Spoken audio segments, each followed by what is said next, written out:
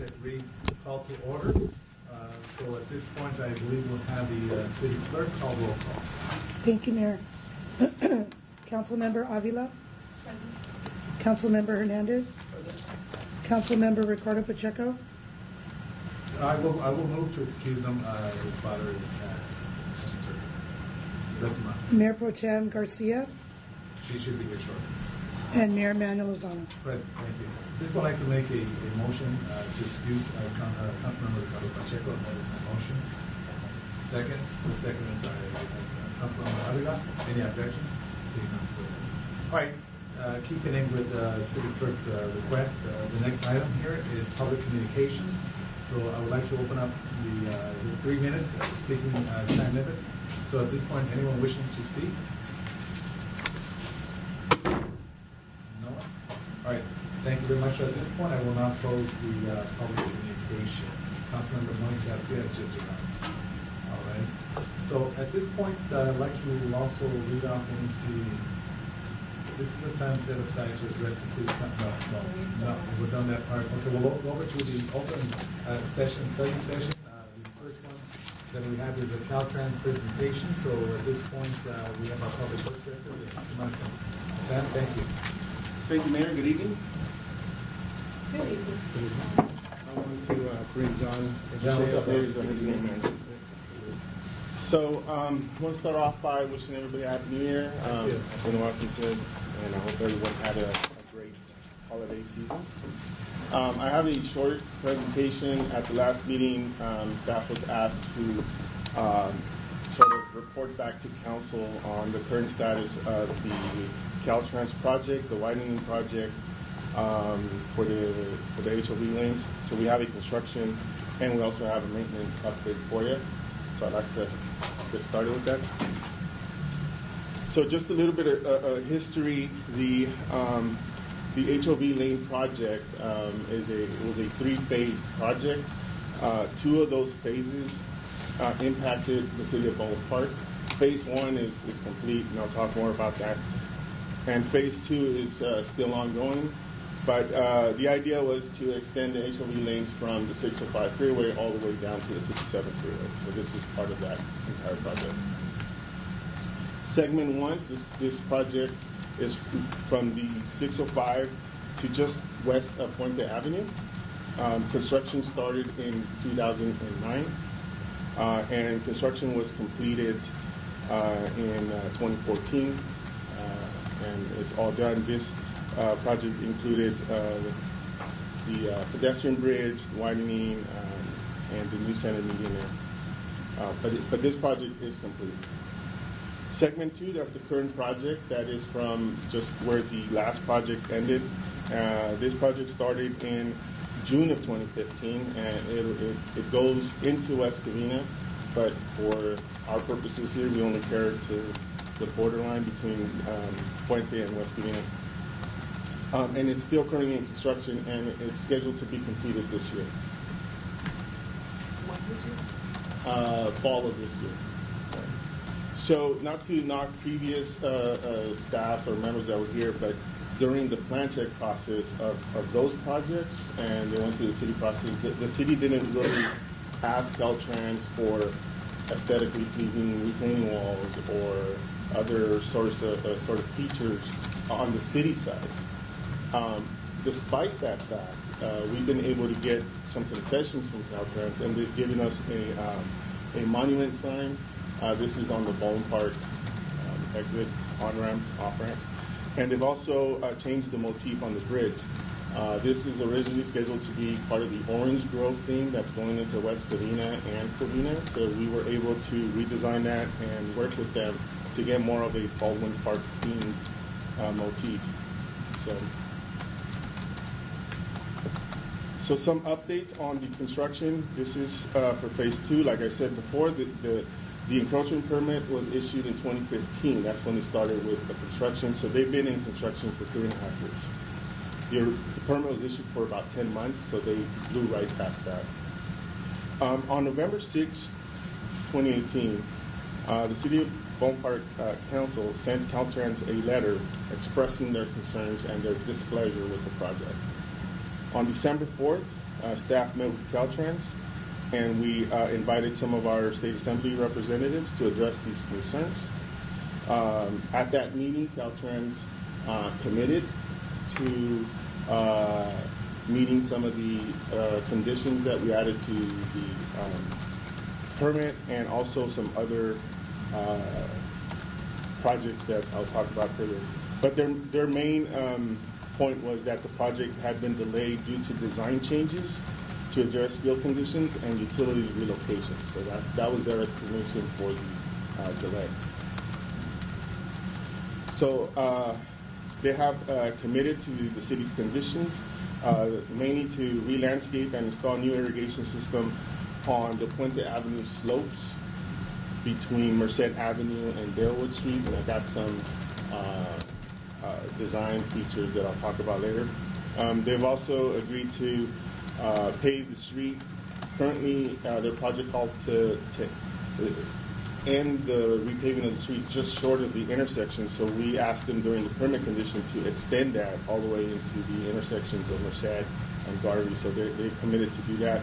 They've gone and repaired and replaced all the irrigation systems that were damaged during the construction, and they're committed to reconstructing a driveway to meet and be ADA compliant. So the Puente Avenue eastbound and off-ramp lanes, they were fully open on January 2019, this month, so we've been experiencing those being closed at several times, but now they're all completely open and accessible. And they did that. They opened them early in January. I think it was January 3rd when they opened those. The estimated completion for the ramps, there's still some work to be done at the ramps. We expect that they'll be done with the ramp work next month.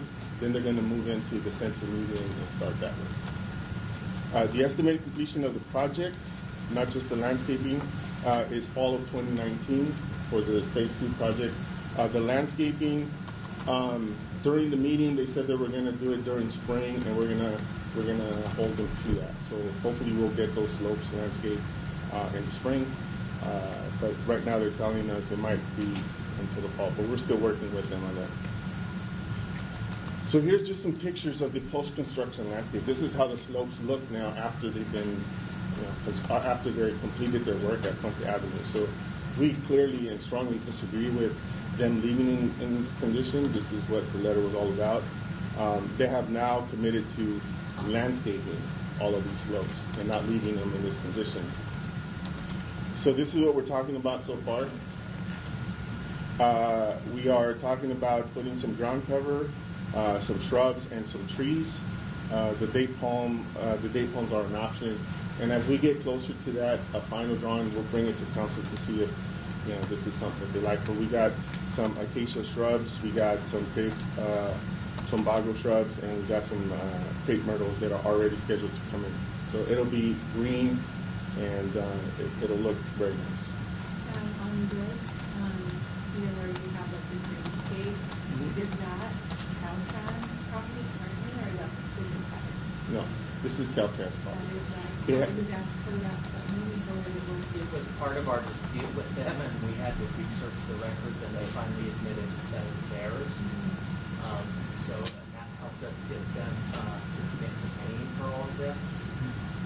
We're going to probably propose that the city take over the maintenance in the future, just because with our crews we can do a higher level of job than Caltrans. Otherwise, we'll be constantly calling Caltrans back out to fix things in our own hands. We can do it at a higher level. Okay, now let's get into the next one. Do is they use finance because even before the project, that was a challenge. So yeah, there will be a maintenance agreement drafted for this between Caltrans and the city that incentivizes them to get this going. And that will come back to council. Yeah, the maintenance agreement will come back to council for approval. I just you mentioned that this is on that goes Sure. Can we also suggest some drought tolerant landscape? Because right now as pretty as they are, roses are not. They consume a lot of water. Just you're thinking about taking over this, it's going to be a lot more work. Absolutely. And I don't know if staff will express me wrong, but I believe that these are already drought-tolerant plants. I think we planted some of these white roses already on Baldwin Park Boulevard, but I can double check on that. Yeah. And I have heard of this type that is more drought tolerant as opposed to those that we would buy in the nursery, but we can verify that. If you have any suggestions on what type of plants, absolutely we can take that into consideration and work it out with them. And the only concern that I have is that the palms, they look very beautiful, but they also provide like Christmas trees. If there's any kind of fire hazards, because of the oils or anything. So just something that in the back of your mind. Thank you. The work at the on and off ramps have a bus shelter scheduled. This is a bus shelter that is paid for and installed by the city. So we already have one on the eastbound lanes, and we are, as soon as they're complete next month with the westbound on and off ramps, the city will go in there and install a city type shelter for that side. What is this intersection? So this is actually on the freeway at the Puente exit. This is the eastbound exit. It's already there. Before they started work, there was an old falling down Right. metro.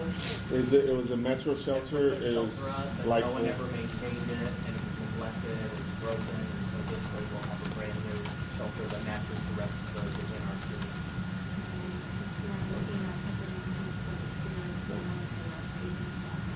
Correct.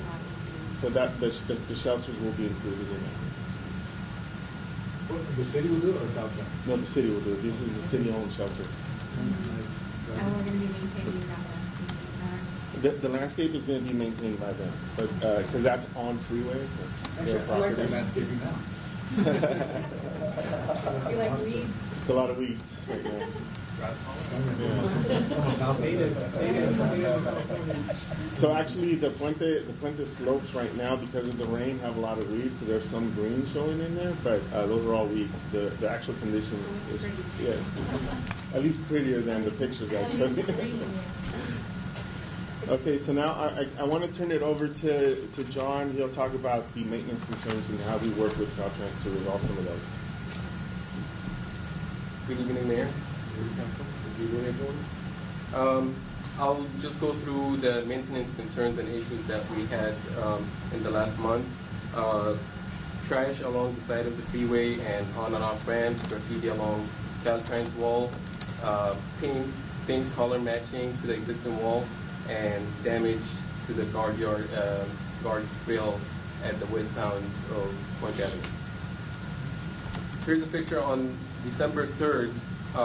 We noticed some trash on the side of the freeway by the westbound Francisquito Avenue off-ramp, and we addressed it to Caltrans, or we notified Caltrans, and they addressed it in the week after.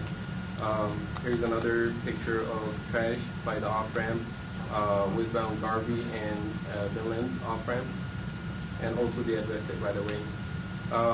Graffiti along the wall, eastbound Francisquito Avenue, off-ramp, Billwood Street. Again, we addressed, we presented to Caltrans, and the maintenance took care of it. They were using a pinkish color of paint to cover graffiti.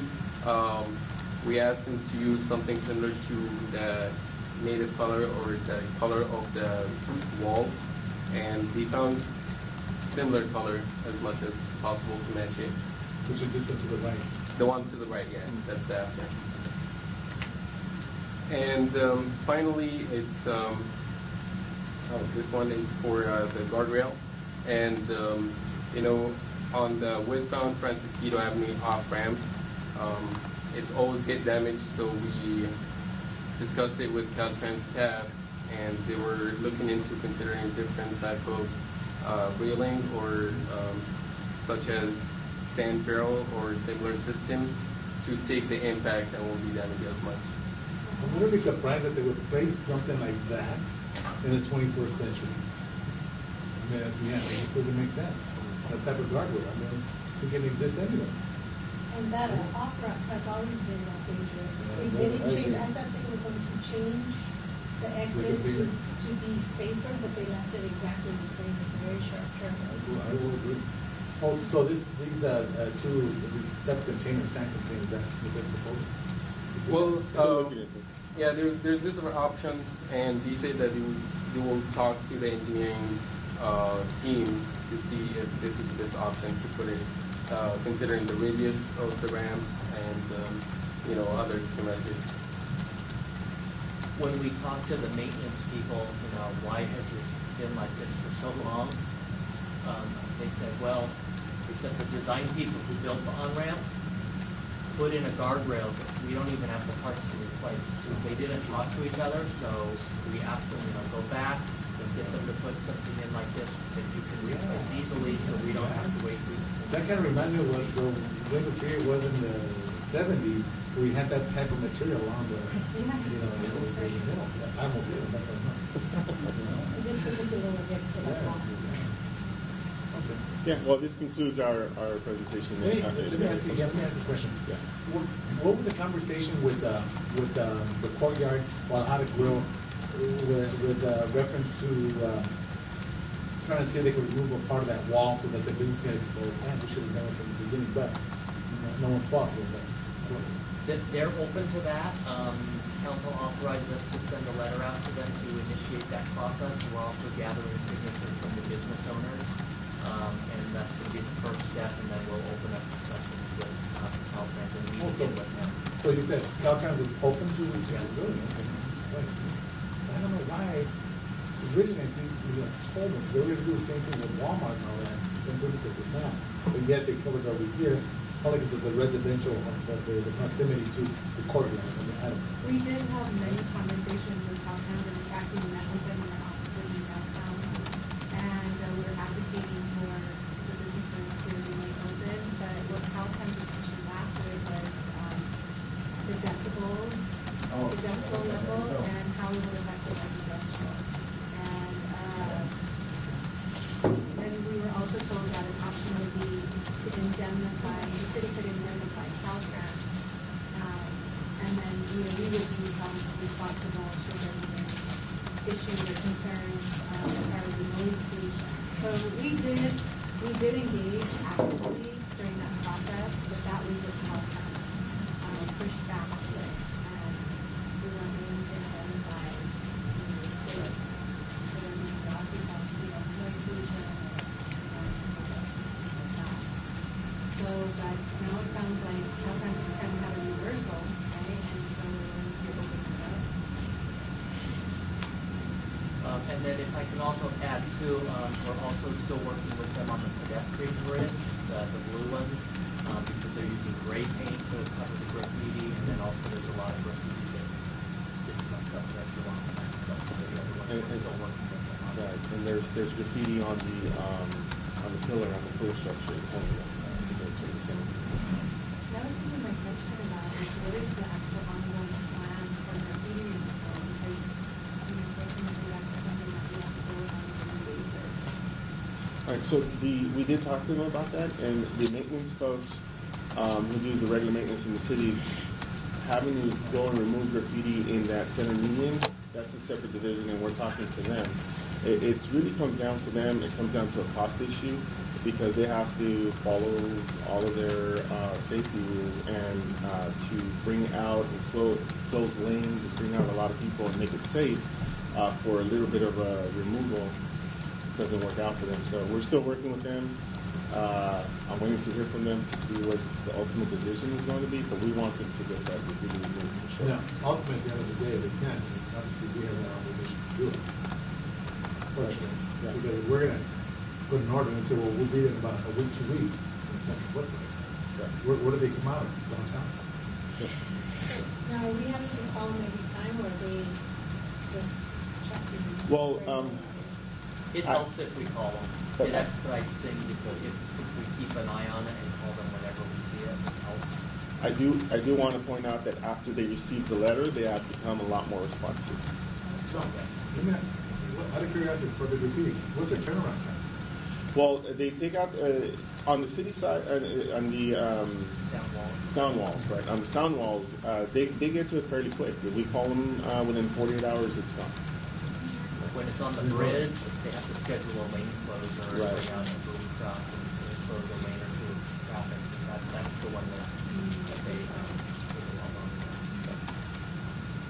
Okay. Well, thank you very much. All righty, staying with the items here. Let's go into the recess, closed session. We have public employment, government code 54957. We have item 3, conference with legal counsel, litigation. Also item 4, real property negotiation pursuant to government code 54956.8. And we have a whole slew there all the way up to the end. And then we'll go over to item 5, which is conference with legal counsel, anticipated litigation. So at this point, we'll ask everyone to please leave it.